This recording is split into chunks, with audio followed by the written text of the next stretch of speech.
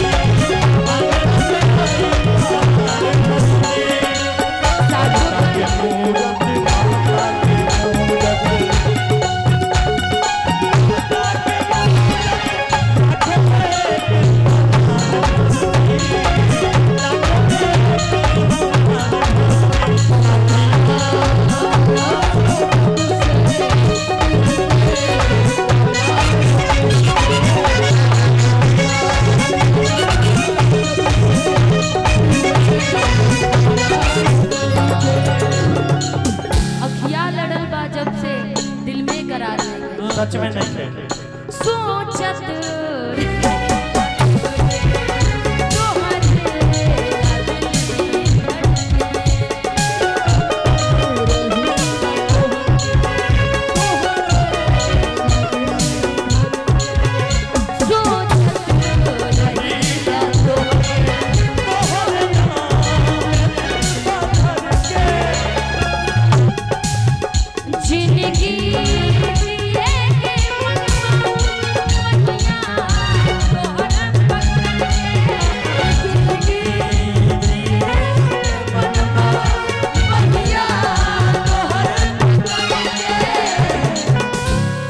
जिंदगी जिए के मनवा की पहिया तोहर पकड़ के।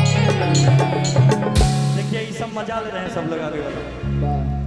हाँ जी मजा ले आप लोग मजा लीजिए, नहीं तो दूसरा कोई मजा लेके निकल जाएगा, इसलिए आपको भी मजा लीजिए।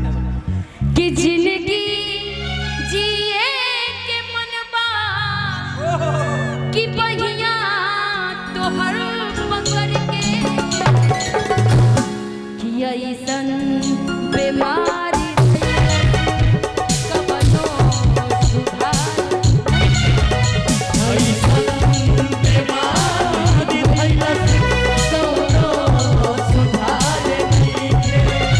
हम कैसे पाही हमके तोहरा से प्यार नहीं। हम कैसे पाही हमके तोहरा सिवा जग में केहू हमार नहीं